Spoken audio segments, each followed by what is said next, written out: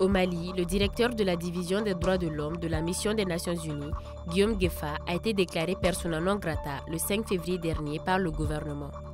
Un délai de 48 heures lui a été accordé pour quitter le territoire malien. Le chef de la diplomatie russe, Sergei Lavrov, était en visite d'amitié et de travail le 7 février au Mali.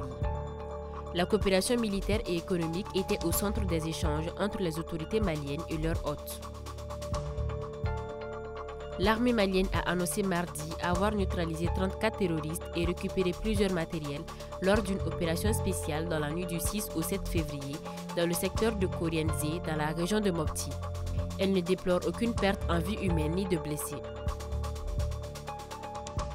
Réunies à Kidal le mercredi 8 février, les trois entités composant la CEMA, une coalition de mouvements signataires de l'accord pour la paix, ont annoncé leur fusion en une seule entité politique et militaire à l'issue de leur rencontre.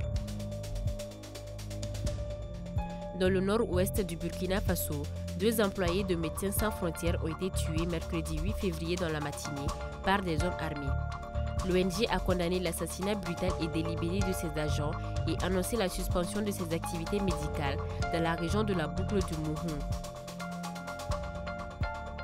Une réunion tripartite des ministres des Affaires étrangères du Burkina Faso, de la Guinée et du Mali s'est tenue les 8 et 9 février 2023 à Ouagadougou pour renforcer les liens entre les 3 pays.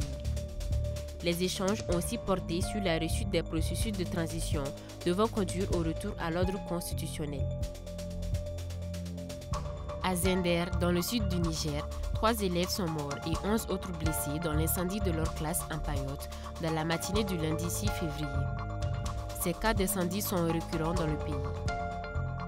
En avril 2021, l'incendie de plusieurs salles de classe dans un quartier de la capitale a provoqué la mort de 21 enfants.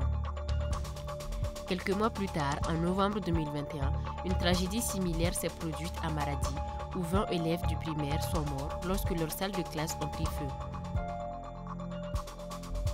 Au Niger, l'Agence des Nations Unies pour les réfugiés a condamné mercredi une attaque perpétrée contre un campement de réfugiés maliens dans la région de Taoua. 9 personnes ont été tuées dans cette attaque survenue le 1er février dernier.